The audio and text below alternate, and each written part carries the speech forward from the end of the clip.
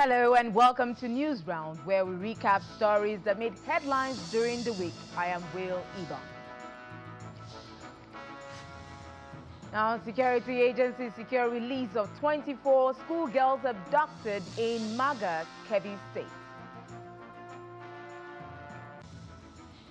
And now, the President Bola Tinubu declares security emergency, directs recruitment of additional military and police personnel.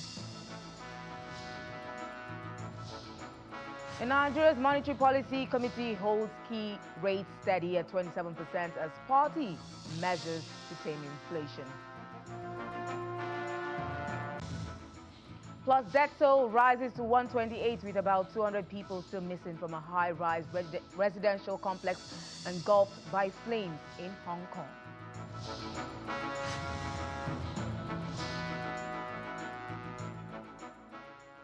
That's News Round in View. We begin with some cherry news as 24 students abducted by bandits from the Government Girls Comprehensive Senior Secondary School, GGCSS Maga, Kebbi State, regained freedom. According to sources in the presidency, the release of the girls was facilitated through coordinated efforts by officials from the Office of the National Security Advisor, UNSA, and the Department of State Services, DSS. On November 17, the news of the abduction of 24 schoolgirls from Maga, Kebbi State, took the nation by surprise. Immediately after the abduction, the president deployed the vice president, Kashim Shettima, the Minister of State for Security, Bello Matawale, to the state towards securing the girls' release. And on Tuesday, the Inspector General of Police was also in the state, vowing to ensure the release of the girls. Okay, student of GGCSS. Okay, number 1, Kenanko. Yes. You?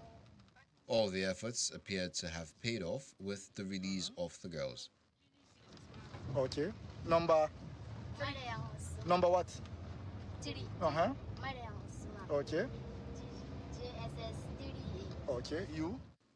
A statement by presidential spokesman Bayo Ananuga said the president commended the security agencies for their efforts in securing the girls and called on them to intensify operations to rescue students who are still in captivity. The statement reads in part, "I am relieved that all the 24 girls have been accounted for. Now we must urgently deploy more boots on the ground in vulnerable areas to prevent further kidnappings. My government will provide all necessary support to achieve this." The state governor, Nasir Idris, also expressed his appreciation to the president and security agencies for their roles in securing the girls' release. Based on the order that was being given to them by Mr. President, President Bola Ahmed Tinubu, to ensure these our girls are being rescued. They are being rescued,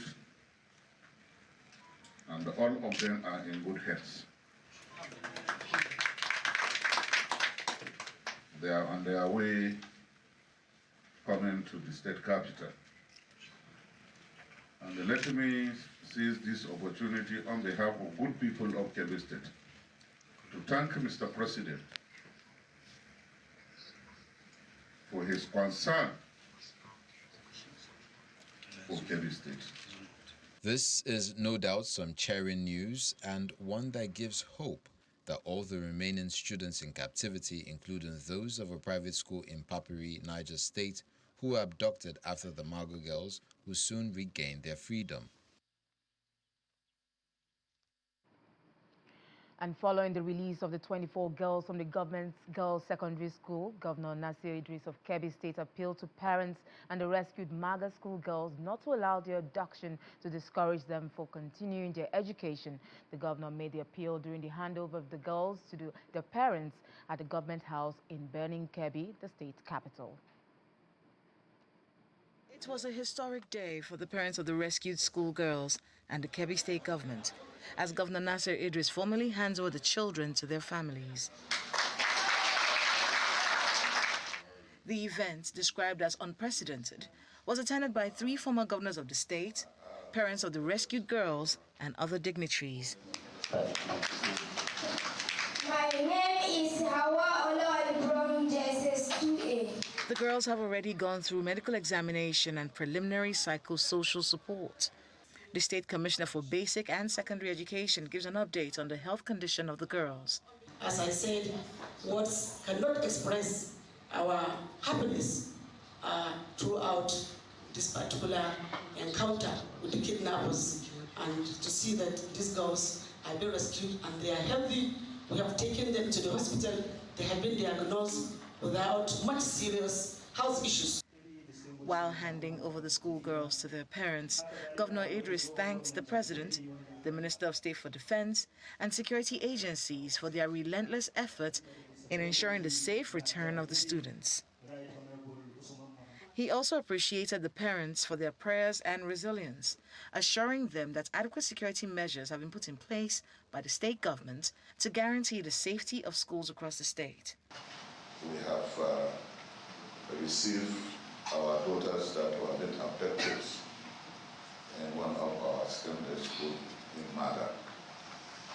Yesterday, the Minister of the State Defense, Dr. Bedomato Alemi, and the theater commander in the night has brought this our daughter and handed this our daughter to us. And the government, through the Honorable Commission of Basic Education, have done the needful to ensure that the girls were well accommodated, and they feed them and they give them whatever is their needs. Some of the parents could not hide their joy as they reunite with their children. We appreciate the effort of the governor at ensuring that our children are released in time.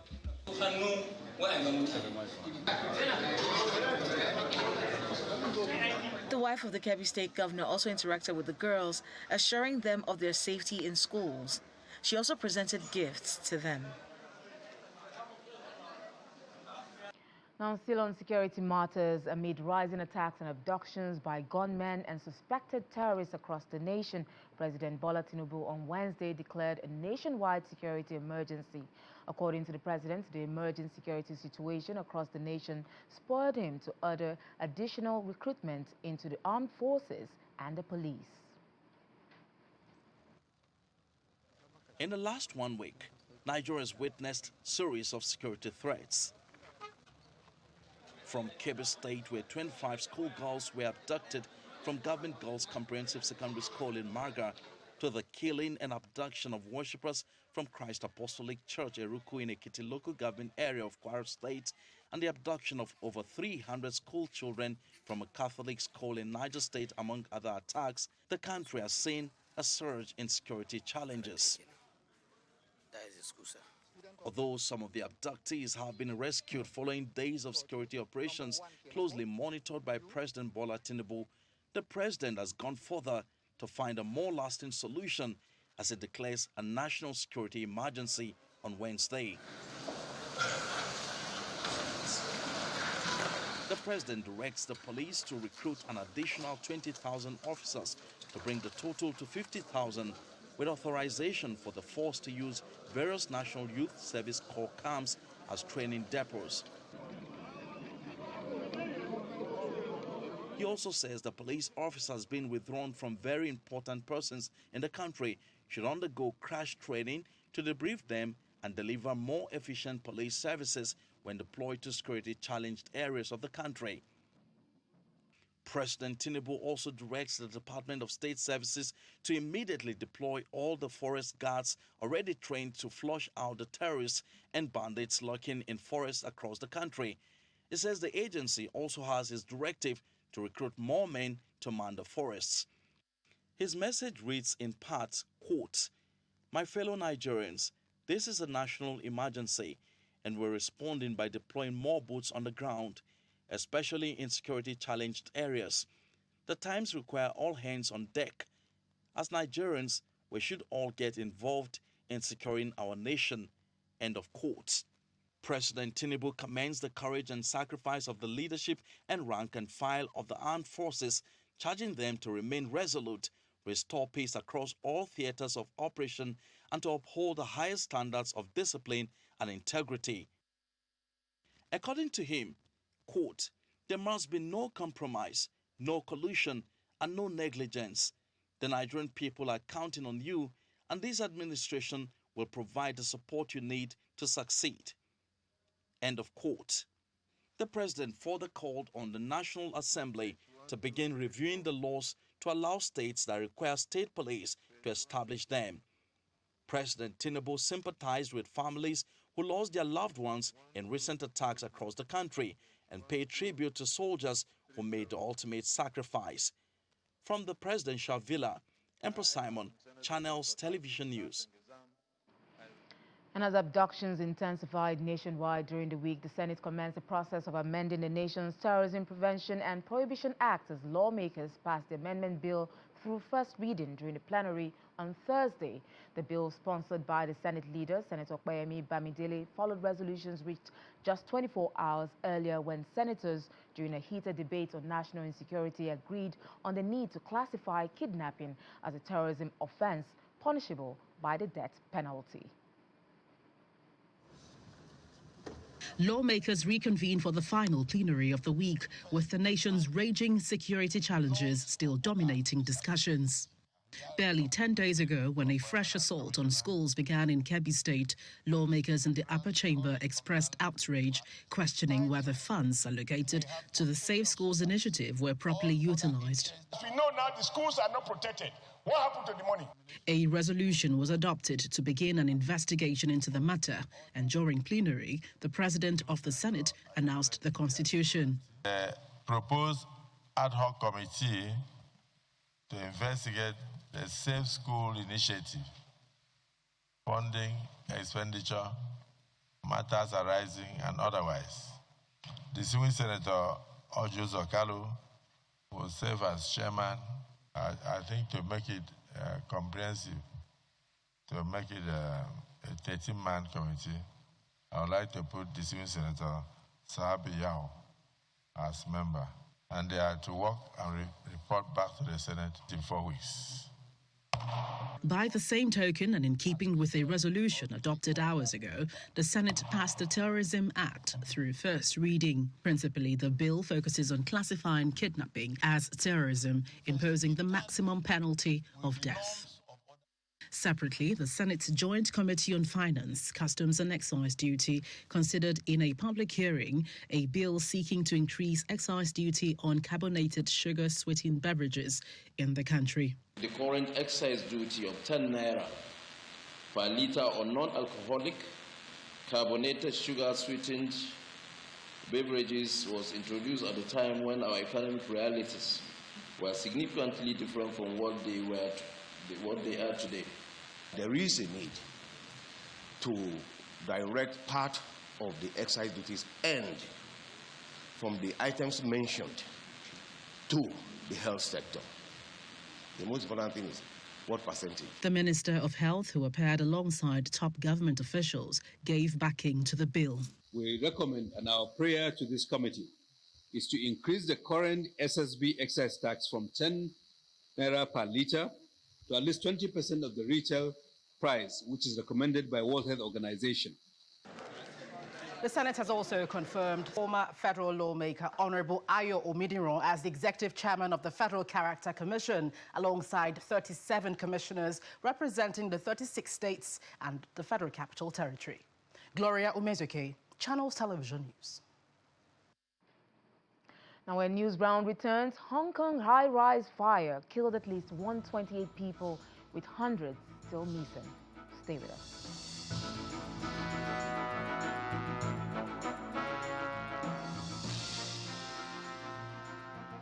Welcome back. You're still watching News Round, and still with national security issues in Nigeria. The House of Representatives has wrapped up a 3-day debate on national security with a commendation to President Bola Tinubu for declaring a national emergency on the state of the nation. Now, the lawmakers also called for proper handling of the security situation across the country.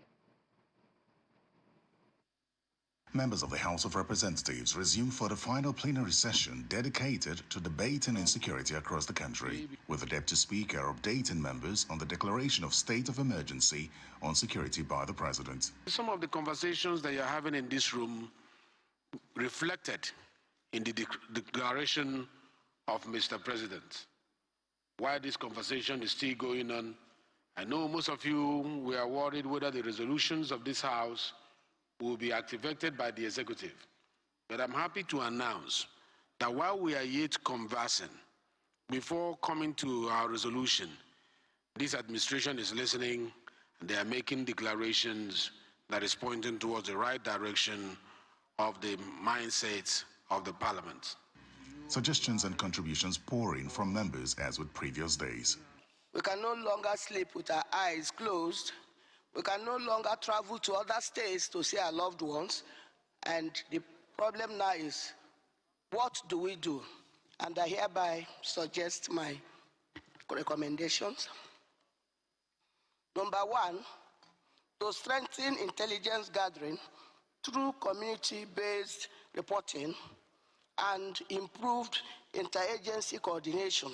Amend the Constitution to allow for state and local policing under a strong national regulatory framework to prevent abuse. Pass a comprehensive national security reform bill to clarify mandates and enhance coordination and institutionalize joint operations. To, as a matter of urgency, introduce security as a major subject in our primary schools. This is to teach our children basic safety awareness, because we don't know what those people are teaching their children. Majority of the people apprehended are 13, 14, 15 years old.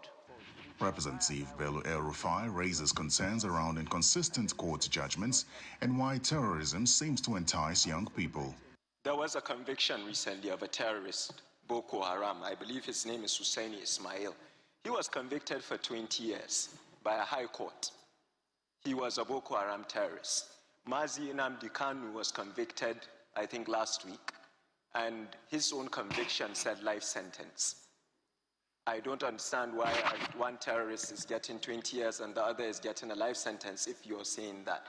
Mr. Speaker, these young people go on TikTok and see a criminal holding minted cash. He's suddenly exciting. You want to emulate him. I also would like to implore all of us here, this is not a time for weddings, for events, as you rightly said, for dinners or public. You know, we should show that. Time up, Honorable Rufai. Thank you very much. Thank you, sir. The House concludes the security debate and is expected to make a compilation of resolutions following suggestions from members. Meanwhile, the House is to dedicate the plenary sessions next week to debate the constitution amendment bills ahead of voting on the 10th of December, as announced by the Deputy Speaker. Terry Ikumi, Channels Television News. Now, on the economic front, and in a bid to tame inflation, the Central Bank of Nigeria, CBN, held its monetary policy rate, that's the MPR, steady at 27% following its latest policy meeting on Tuesday in Abuja. The move underscores the bank's determination to maintain a tight monetary stance amid high but reducing inflation. It's interest rate setting season, and Nigeria's Monetary Policy Committee delivers its last decision for the year, holding the monetary policy rate and tweaking the standing facilities corridor. The committee decided by a majority vote to maintain the current monetary policy stance with an adjustment to the corridor as follows. 1. Retain the monetary policy rate, MPR, at 27%. The only parameter that was adjusted at the end of the meeting was the asymmetric corridor, which defines how much interbank rates can fluctuate above or below the monetary policy rate. Most analysts expected another cut in this meeting, but the CBN governor explained that the committee's choice to hold the rate reflects its assessment that current monetary conditions are beginning to yield positive results. Holding it is not bad at all.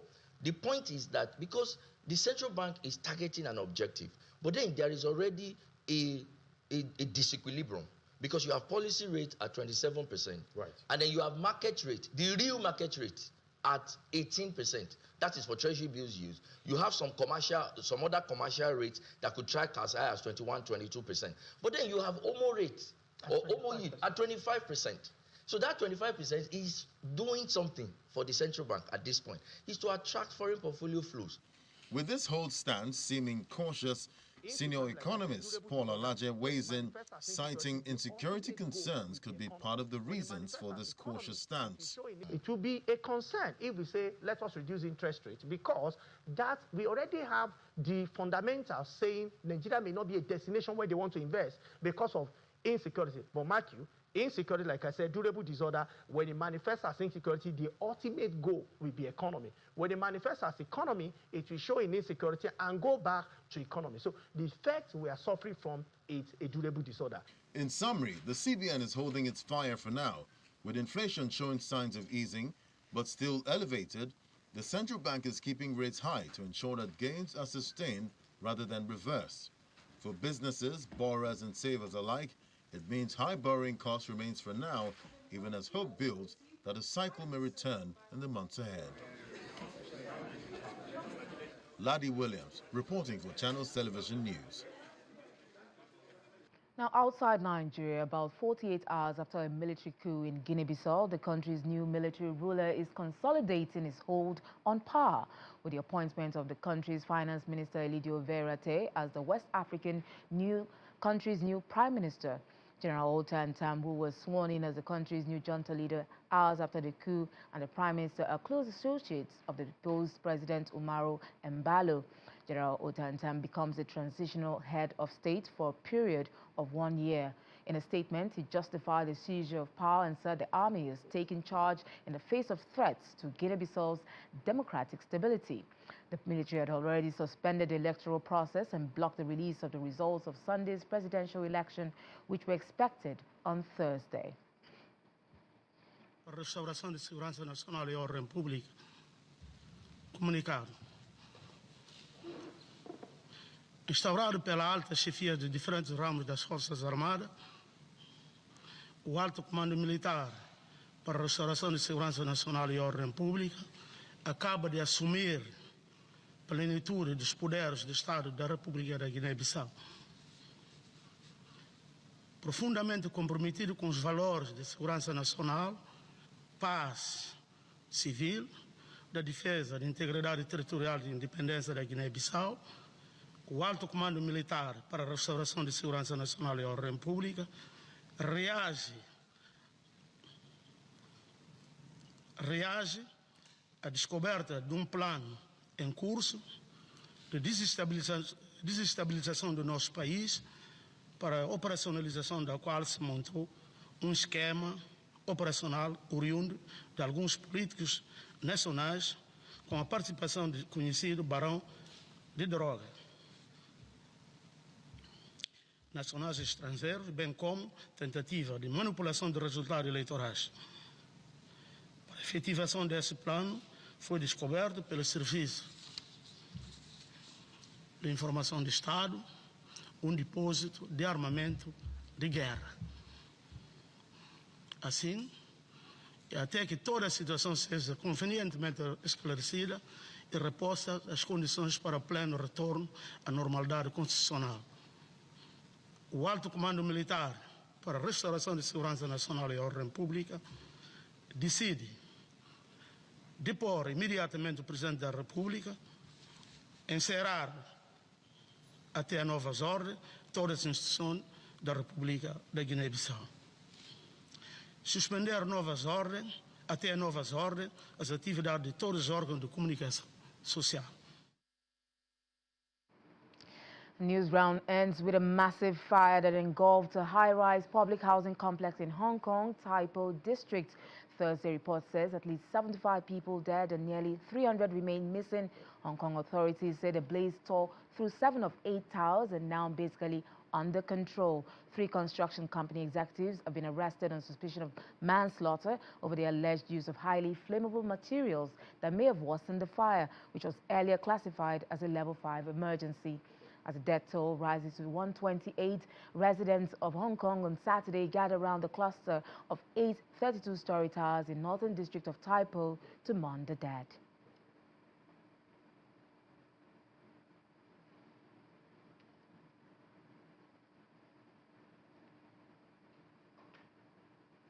And that's a wrap on News Round. I'm Will Ibong. Thanks for watching.